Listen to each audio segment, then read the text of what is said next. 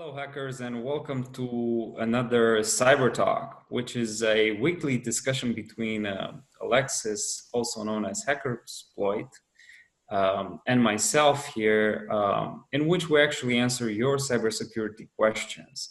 So you can leave your questions in the forum, which is linked in the description of this video, and we're actually going to try to do our best to answer it or answer all of them as soon as possible, but be patient. So without too much further ado, and without wasting too much time, we'll just jump right into today's questions. Alexis, I think I believe your mic was muted for a second or so. It's back on now. Yeah, hearing you loud and clear.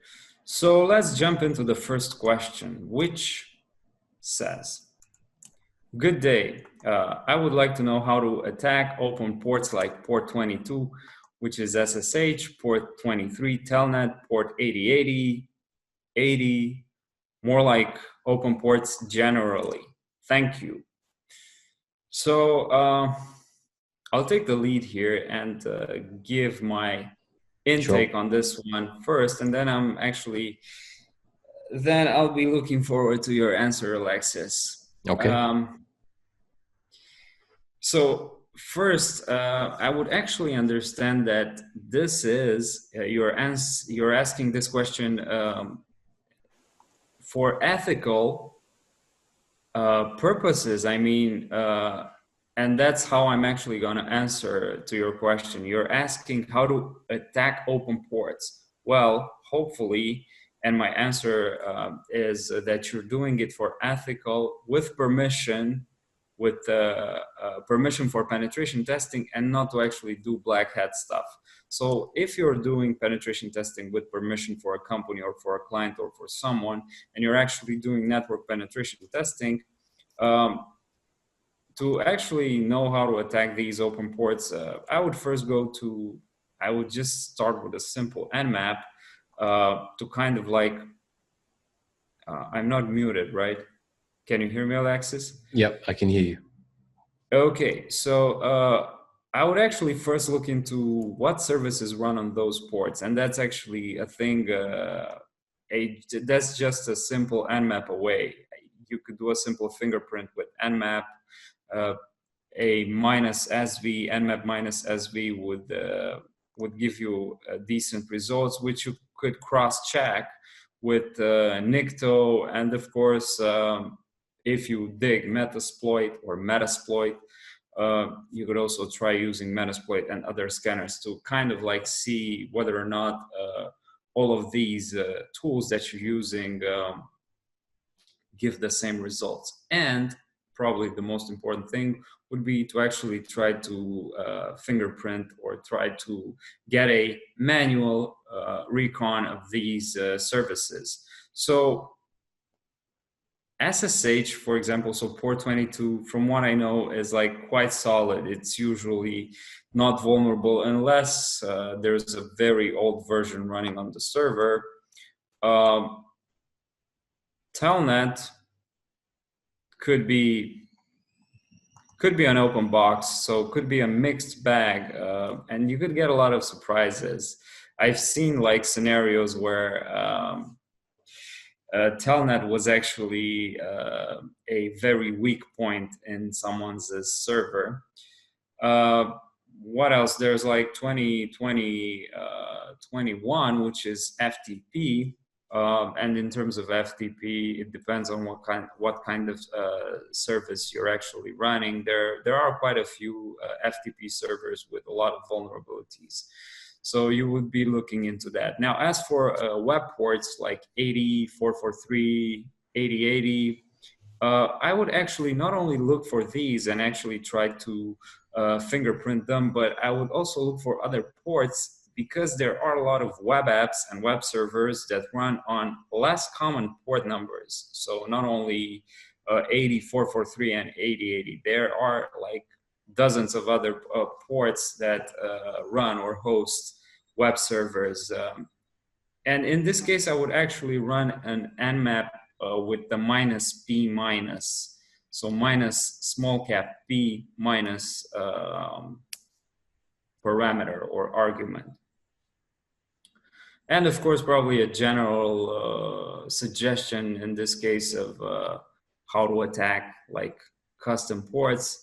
Since we're talking about network penetration testing, I would be looking for, there are quite a few good books and courses on the topic. And one that comes right in, at the top of my mind is like the Cyber Mentors is a network penetration testing course, which is all free on YouTube.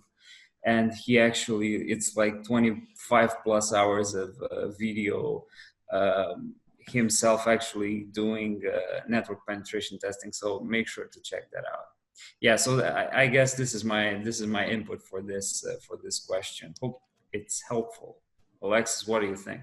Yeah, that was very comprehensive. I think just reading the question, it's more directed at just attacking ports in general. So I think the first thing you need to get a grasp of is the various protocols that exist and the different ways you would interact with them. So, let's take an example of SSH. So, SSH can be configured or is configured by default on port 22. However, this really doesn't mean that it can be configured on another port. So that's something you should also keep you should also keep an eye on. So I think that's very important. So understand the default ports for various services, and of course you have to keep your eye out for these same services being run on various other ports. So just as Chris mentioned earlier, ensure that you scan all the ports with Nmap. So that is done by using the -p or the -p minus parameter. And also ensure that you're scanning UDP ports because I think that's extremely important. In regards to completely scanning your host or your target. Now, when it comes down to a methodology regarding targeting ports, as I said, the first thing is to scan all ports, and keep in mind that services could be configured on different ports, not just their default port. So let's just take an example. If you're able to identify that you have SSH running on port 22, you can start performing the service version enumeration with Nmap as well, using the SV command, as Chris mentioned. And again, with the example of SSH, there aren't any inherent vulnerabilities with SSH commonly, but you will come across them with some older versions. The most popular target or vector for attacking SSH is usually through brute forces. So that's usually the only way you can go about it. You can perform a search exploit for the version of the SSH service that is running on the host. If there aren't any inherent vulnerabilities, you can try using default credentials. However, that's something that is not really common, but that's one way of going about it. In regards to web servers, which was mentioned just briefly with port 8080 and 80, I think just identifying the web server technology that's being used, whether that may be Apache or Nginx, that's very important because again, that can give you an idea of the inherent security vulnerabilities that this service might be facing. And you can use various tools to identify inherent vulnerabilities in the service, like Nikto, which is great for that. And then brute force. Directory brute forcing is very, very useful as well. You can use tools like Derb or Derbbuster for that. And in regards to the web application itself, I think that's out of scope of this question because you're now dealing with an entirely new web app or a separate entity. So that's what I think. You would actually be surprised of how many servers these days and are still running with default credentials like root and root admin and root 1, 2, 3, 4 and stuff like that. There still probably are a lot of them out there in the wild. Definitely. I know that back in the days, like maybe 15 years ago, there were these scanners for roots for SSH. and they would actually run these with a list of maybe 20 usernames and probably 20 passwords, and you would get like dozens. You would scan entire classes of IPs and you would get like dozens of results, and some of these servers were even up for years. Yeah, and So it's funny you mentioned that, because the similar thing you can do today is using Shodan, where you can actually find these servers out in the of wild, course, and many of them, still use default credentials. Find various CCTV cameras, Microsoft servers. So it's very, very prevalent in them. So yeah, it's one of these things that you find quite often. one of the best things of this year's is Black Friday was that Shodan had a really good promotion. Yeah. They ran for like, maybe it was their 10-year anniversary or something like that. I don't know, and they had like their entire thing for $1. Yeah, I and think it was lifetime subscription for $1, which yes, was really awesome. in fact, I think they also had it last year, but that was to do with the sale particularly. But I picked it up 2 times for separate accounts, because I think it's a fantastic resource to have. It really is. I haven't been using Shodan too much so far, but I want to actually get more into it, most especially in terms of bug bounties. Since Yeah, I started doing more bug bounties, I know that a lot of people use it as a very good resource. So definitely looking. Maybe we'll discuss about Shodan more specifically in another video. yeah, Let's actually definitely. not. Yeah, let's actually not get diverge too much out of scope here, as they say in bug bounties. Yeah. So let's go to the second one, the second question from you guys, which says, "Hello guys, congratulations for a very interesting video." Well, thank you. I would like to ask how I can start learning to use IDA and where to practice on which binaries, for example, to disassemble or decompile. Thanks. So I don't have too much to say on this. This is more like your area of expertise, Alexis. But what I want to say is that a couple of months ago, I believe, or a little less than a year ago, I was looking a lot into trying to learn reverse engineering and malware analysis myself. And one of the best resources was crackme's.one, and we'll link to everything in the description, so don't worry about memorizing this. So this website, crackme's.one, is actually, it contains all of the reverse engineering exercises that were on this website called crackme.de, which was a very popular website and no longer exists for I don't know what reason. And these are actually categorized into different difficulty levels, from all the way from beginner to advanced, and they are on not only on C and C++, but they're also reverse engineering challenges for .NET, for assembler, for Java, Visual Basic, and so on. So yeah, go look into crackmes.one. And the thing is that they not only have the challenges, but also have like the walkthroughs. So I believe most, if not all, of the challenges have also the walkthroughs there by the author or by some other people. And then what I will also recommend is this book called Reverse Engineering for Beginners, which can be found at beginners.re. And this is a book by Denis Yurichev. Yeah. So this is a 1,000 plus page book that honestly, it contains everything you need to get yourself started and practice reverse engineering all the way up to advanced levels. So it's actually a free book. You just go to that website and you download it. And the practical examples in the book are for Oli debug, and they're also for IDA, and I believe, if I'm not mistaken, they're also for other debuggers, from what I know. And finally, or not finally, there is also the workshop that's available at begin.re. Once again, all the links in the description. So this is a free workshop that's been put up by 2 people, I guess. That would be, it's super practical, which some of you know that that's my thing.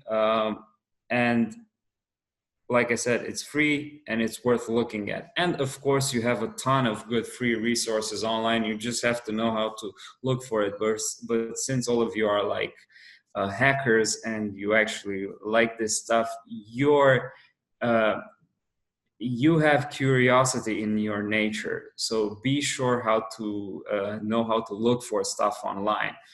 But don't look into too much stuff. Take one of these resources and actually start with that resource. Once you get familiarized with it, once you feel like you're good with that, move on to something else. Don't try to chase like 10 things at a time. So yeah, I guess that's what I wanted to say with respect to this question. What do you say, Alexis?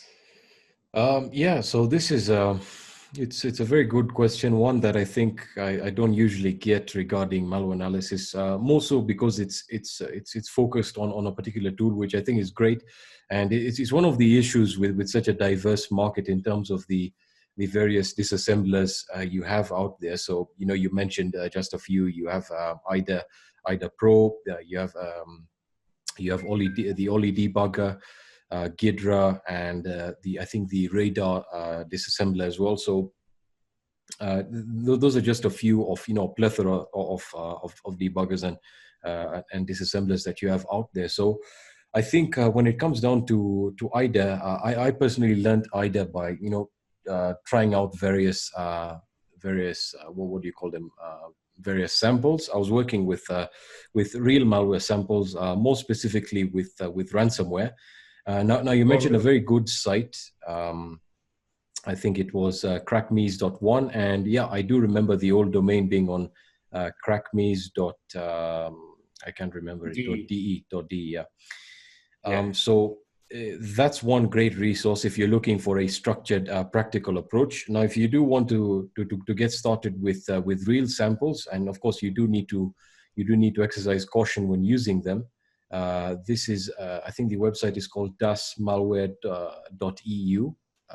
The link to this website will be in the description section, so you can check it out for yourself. This has like various samples, ransomware, keyloggers, etc., etc. So you have tons of samples that you can work with there. Now, regarding IDA Pro, I personally, as I said, learned IDA by using the tool and looking through a few blogs. But one book that really did help me a lot in regards to mastering IDA. I haven't mastered it yet, but I'm working on it. That book is called the IDA Pro book. That's actually what it's called, and it's by Chris Eagle. So it really does cover the various aspects of IDA Pro and the various bits that you should be focusing on in regards to improving your skills. So whether it be working on your efficiency with keyboard shortcuts, and just getting to know the tool a lot more. But in order to get good with IDA and to understand it, at its core, I think you need to actually just approach it practically, and this can only be done by going through real samples. I do have a few other blogs that do have write-ups for these samples. Unfortunately, I don't have them in front of me, so I'll be posting them in the description as well, so you can check them out if you're interested in that. So that's pretty much all that I have to say about that. I mean, IDA Pro is a very practical tool, so I think that's the only way to approach it. Of course, and we actually need to be super specific when answering these questions, because I believe this sort of discussion, especially when testing real malware out there in the wild, I guess we could do an entire series on that topic alone, on how to set up a virtual environment to make sure that you are able to efficiently test the malware Yeah. so that the malware would know or wouldn't be.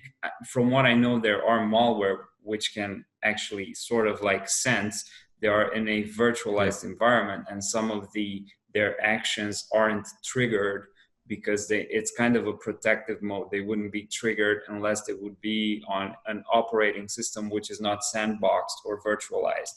I think this would be an entire discussion, and we could get into it. Maybe some of you guys are interested. We might get into this stuff. I think Alexis would probably like that. Or am I wrong here?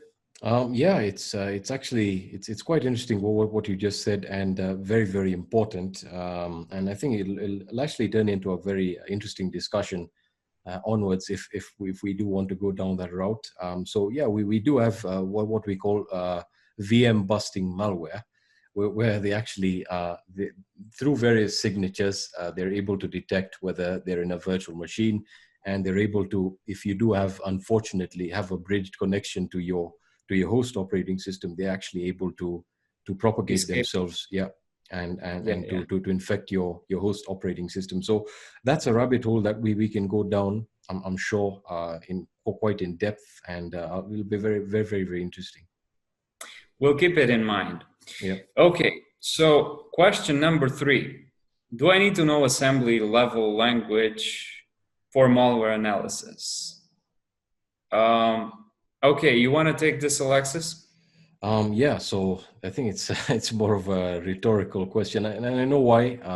Why many people ask it is because assembly it can be quite complex to understand and to master, but you really don't need to master assembly language. So to answer your question, firstly, yes, it's extremely useful to know malware assembly language for malware analysis, and again, typically because from whatever point of view you look at it, whether you're performing static analysis or dynamic analysis, it will all sort of converge into you actually needing to reverse engineer the malware. And in order for you to reverse engineer the malware, you need to know how to read assembly code, because the disassemblers will disassemble the binary or the executable, and in some cases will give you either C or assembly code. And more so, I think it's very important to know how to read the code than to write it, because that's what you'll be dealing with. So I would say focus on understanding registers and how they work, what the different registers do. Once you know that, you'll have the gist of it. Now, if you are struggling to get a grip of assembly, I would say one of the best books that covers this, and has been a great reference for me even till today, is a book called The Art of Assembly Language. So this pretty much covers all the essentials that you need to know to write, and of course to actually read assembly code and to sort of understand what's going on. But I would recommend going through the registers, because they're the most important aspect of it. I think the art of assembly language is by no starch, if I'm not mistaken. Yeah, it is. Okay, so I don't have too much to add on this. What I would actually like to say, so do I need to know assembly language for malware analysis? Probably the short answer is not necessarily. You don't need to know. Same as you don't need to know coding for penetration testing or bug bounty hunting. But, and the big but here is that you don't need to know, but it is very useful if you do.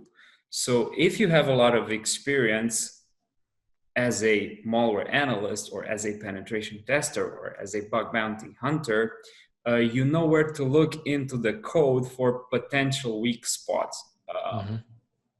So you actually know what to look for and how to look for. This is if you have a lot of experience. And also you would have some, if you know assembly language for malware analysis, for example, or for reverse engineering, or if you know some sort of coding for penetration testing or bug bounty hunting, you will have a lot of it. You would have an advantage over other people who do not know that. because in terms of, like, for example, assembly for malware analysis, you will know, or you will be able to understand and debug how the instructions are being sent to the assembler. So you will also know, if you know assembly, you'll also know how malware is able to execute, what is executing instruction by instruction, and you will be able to trace through the instructions and through memory. So you, the short answer to the question is not necessarily. You don't need to know assembly for malware analysis, but it would be a very big plus if you do. Yeah, that was a very good point in regards to behavioral analysis, where you actually mentioned executing the code in a debugger or a disassembler, and so sort of watching it through every step. Just going back to the question, you can definitely explore areas like dynamic and behavioral analysis, where you're pretty much looking at what the malware is doing in a sandbox environment. So taking a look at, for example, if you're dealing with a Windows executable or a portable executable, you would take a look at what traffic is being sent through, using a tool like Wireshark. So traffic analysis. You then have you'll then be taking a look at the registry, looking at what registries are being created, and so on and so forth. So definitely it's a very useful skill to know, because it enhances your understanding of how the malware works that way. So a very good point there.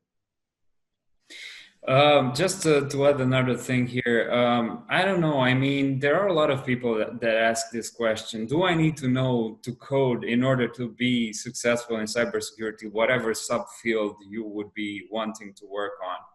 You do not know. You don't have to know, but it's gonna help you a lot, not only in cybersecurity, but in other aspects of your computer science perspective, or it not only is going to help you in computer stuff, but it also, knowing how to code is going to help you how to think algorithmically, which is really important in many aspects of life. You might not see the parallels if you do not know how to code, but you will see the parallels or the analogies when you know how to code, and probably the easiest way. So assembly might be a bit like scary for a lot of people, but you could start by learning the aspects of programming, or by learning the structure of a language using Python, which is probably the easiest to start with, one of the easiest to start with.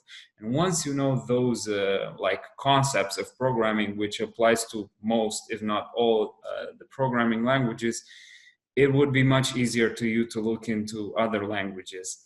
I mean, over here, it might be a bit of a stretch, because assembly is kind of a different thing in of its own, but it's still not as hard as some people might think. And like Alexis said here, it's not that you'll be having to write entire programs in assembly or in assembler, but you would look for the ability to know how to read assembly, not how to write assembly. Okay, so let's actually move to the next one. Okay. Because I think we've kind of spent quite a lot of time answering this one. Yeah. So question number 4 says, thanks for providing this platform to answer questions. I enjoyed your last episode 3. Yeah, so fellas, if you are new here, or if this is the first episode that you're watching, make sure to watch the other 3 to get a bit of a more understanding of what we're doing here. And we're going to link to these episodes in the description of this video. So he says, or she says, I am enrolled in eLearn Security PTP version 5, and I struggle with note-taking when I study. Do you have suggestions or advice for taking notes when studying for a certification or in general? What is your approach for studying? Thanks. Okay, so let me just go about it. I don't have too much to say, and then we'll just move back and forth. Okay. So I'm just going to be super practical or super succinct here. and tell you what I did when I studied for the OSCP. So when I studied a couple of months ago for the OSCP certification, I took notes using Cherry Tree and OneNote. So I used both. Yeah. As for Cherry Tree, if you're not familiar with it, or if you're not familiar with note taking, this is a program that's usually used in Linux, and for the OSCP specifically, there is this very popular template that everybody is using online, and I'm going to link to it in the description. So if you use that template in Cherry Tree, it's going to be a lot easier for you to start taking notes as you go through the labs. And it's going to be like not only much more easier, but much more convenient and much more comprehensive. So you'll better understand the entire methodology of penetration testing, which is a plus. And what I did was to actually take that template, and I actually modified it and adapted to my personal methodology when I studied for the OSCP. I said that I also used OneNote. So I used OneNote as a kind of a backup. So this not only applies to the OSCP or to some other certification, but I would like to think that this applies to life in general, because when it comes to important stuff, passwords, important notes, sensitive information, it's really important to have redundancy here. So this is one area where you would long for redundancy, meaning that it's always better to have a backup plan and to have a backup of the backup plan, such as having a plan B, a plan C, or a plan D. In case something fails, you can actually fail safe. So yeah, aside of the OSCP and certification stuff, in real life and in my current job, and as a penetration tester, and also as a wannabe bug bounty hunter, aspiring bug bounty hunter, I've learned, and I cannot stress this enough, that note taking is really, really, really important. And it actually draws the line between a mediocre security researcher and a very good security researcher. So it's really important. Make sure to take notes for everything that you do, not only in certifications, but also in your work, in your current job, in your work as whatever kind of work you would have in cybersecurity. Yeah, so that's kind of my take on it. Yeah, that's a great point. You sort of ended you ended on there with in regards to actually documenting whatever you're doing as a security researcher, and just generally if you are a penetration tester or incident responder, whatever the case.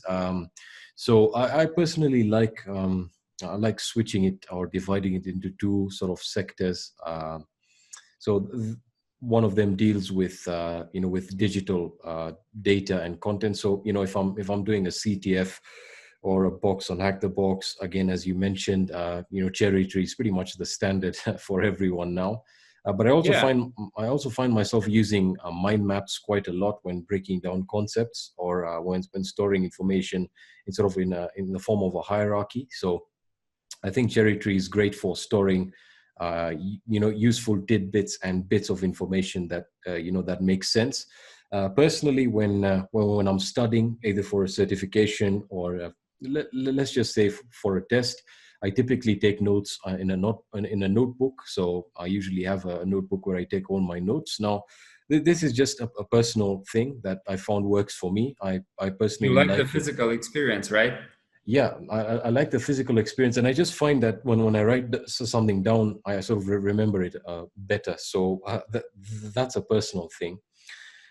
So in regards to studying, I usually switch between my notebook, and if I have important notes to take, I'll use OneNote. That's if I'm using Windows. Otherwise, I have a replacement. I can't actually remember. It's a replacement for Linux. I'll post the link in the description. It's a great replacement or alternative to OneNote for Linux. and you can sync it with all your devices. So it's really great. So I usually use that. When it comes down to actually taking meaningful notes, I usually like or follow the Feinman learning technique, which is essentially it deals with actually writing down the concept that you're studying, and so sort of getting the overview of what you're dealing with, breaking it down, and then sort of explaining it and seeing where Feinman? the Feynman learning technique. It was a technique created by a physicist called Richard Feynman. Yeah. So yeah. For anyone interested, you can just perform a quick Google search of that, and they'll explain it for you. So I find that usually works great for me in regards to finding areas where I have gaps with my knowledge or understanding. I think in the last episode you mentioned a very interesting book that I read quite a while ago, and I've been returning to ever since. And that is Deep Work by Newport, I believe. And the very, very interesting and useful concepts and ideas, explained and discussed in that book regarding, focus time and having dedicated time to actually learning, or, whether you may be doing research or whatever you're doing really that involves knowledge and learning a skill. And so, I would recommend having, fixed schedule time every week, and it's very important to schedule it before time so that you're aware of what you're going to be doing on that day. So having a fixed set of time, whether it may be a batch of hours or an entire day where you're going to have, fully concentrated learning or a research process. So I think that's what I find useful, and that's what works for me. So I take physical notes, and I like breaking down concepts to the point where I can understand them quite well, or well enough. And of course, having a set periods of time where I'm really just learning something, or just working on a project without any interruptions. Well said. So in terms of like actually deep work, that book just starts becoming popular from what I'm seeing online, and it was written like at least 4 or 5 years ago. Mm-hmm. So it's a really, really good book. A lot of popular people, a lot of popular figures start picking it up and recommending it. And it's probably because it's becoming more popular because it's harder for us to actually be able to focus efficiently, because we are at all times like hunted for attention by all sorts of stimuli from within our environment, from within our surrounding environment, and also from everywhere online where we actually spend our time. So it's really important to actually focus on only one thing at a time. And that's actually a plus for someone who can actually do it. Up until a couple of years ago, there was this time management book. I don't remember exactly its name, but it's also, the author has also kind of patented a time management technique. But I'm going to link to it in the description, or if I remember it, I'm just going to say it while we're still here. So that's that. Let's actually move to the last question for today, which says, unless you have something to add. No, you pretty much said, Alexis. Pretty much explained it quite well there. Okay, so the last question says, recommend, or kind of sort of like a question. Recommend me some useful Python libraries to learn and how to work online using my little hacking experience, and also how to improve my hacking experience. It's kind of it makes me laugh because it's not like a question, but it's like a one-liner, mm-hmm. and I should actually try to make something out of it. So I'm not really sure if I can follow, but the thing would be this guy or this girl or this person asks for useful Python libraries that would help in cybersecurity or something like that. Do you have what do you think, Alexis? Yeah. So as he as he mentioned in his question, it's a very vague question. So I can only answer it from my perspective, and from the libraries that I use. So I'm a network penetration tester, so I typically deal with networking libraries. The only ones I can recommend are going to be, of course, the socket library, the Nmap library, the SCAPI library for packet manipulation, packet capturing manipulation, etc. Now, when it comes down to dealing with HTTP requests, I'm not really sure. I typically just write scripts based on networking and interacting with networks. So as I said, for me, I usually work with the Python Nmap library, the socket library, and the SCAPI library. Now, you're someone that has quite a good experience with Python and using it, whether it be online or for networks. So I would love to hear what you have to say. Well, yeah, these are actually the main ones that you've mentioned. So I'm not really sure if Nmap is that useful as a Python library for active scanning, but uh, it would be really useful if you're trying to automate some sort of stuff. If you try to do some very, very custom Python script that would do a combination of different Nmap scans, and you would actually have to save your output to different files.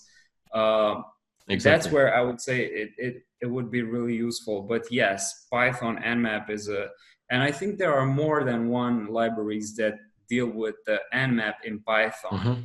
Secondly, really important library in Python when it comes to cybersecurity is the socket library to actually manipulate network data to build network communication components in Python. Then, of course, you would actually have a SCAPI, which allows you to analyze and manipulate network packets. Then you have programs like ReconNG, which has been written in Python, which is a tool for open source intelligence. You also have one of the most important libraries in Python is requests, which allows you to it's actually super important for manipulating web requests. Together with Beautiful Soup, they make a great combination by actually parsing HTML in a very user-friendly manner. A combination of requests and Beautiful Soup. In terms of reverse engineering, there's Mona. I think this is something that a lot of people have heard of, which is kind of like a plugin, sort of like a plugin, which is used with Immunity Debugger. And of course, you have probably tons of other libraries, one of them being own tools, so PWN tools, which does a lot of things. It's kind of sort of like ReconNG. It's a kind of like a Swiss Army knife, a combination of tools under the same umbrella, so under the same library. These are a few of the ones that I suggest to this person asking the question. Of course, there are tons of other tools. I mean, there are probably really thousands of other tools in Python, depending on your purpose. So of course, if you know Python, or if you want to learn Python, you could learn Python to actually write some of these tools, to actually automate some steps of your penetration testing process or of your bug bounty hunting. So this would be like a very efficient way of combining the learning of a language with actually your real job as a cybersecurity person. I think you just mentioned Beautiful Soup. I actually remember using it once for requests, but that was just on a side project. So that's also very, very useful. You covered that quite well. So I think that again, as I said, is quite a vague question. But if they are looking for advice, I think they seem to be experienced with Python because they're asking, about libraries, and they know that the power of Python lies in the libraries that you use. So I think those are some of the best ones available. Now, of course, they're not all, but you'll pretty much find them as you go. If you're working on a project, they'll pretty much come as you search for them. So, yeah. Yeah, the web search engine is your friend here. Mm-hmm. I think probably these days one of the most powerful skills that you could have is to actually know how to search for things, because the internet is an ocean of data, and if you don't know how to search efficiently for things, you're gonna be lost. But in terms of requests and beautiful soup, I actually have like quite a few videos in which I go through a real world scenario from attack defense labs where I'm using request and beautiful soup to actually brute force a WordPress login or something like that. So yeah, I guess this covers everything we had for today. And of course, I want to reiterate the fact that we are on Spotify. I'm not sure if I mentioned it.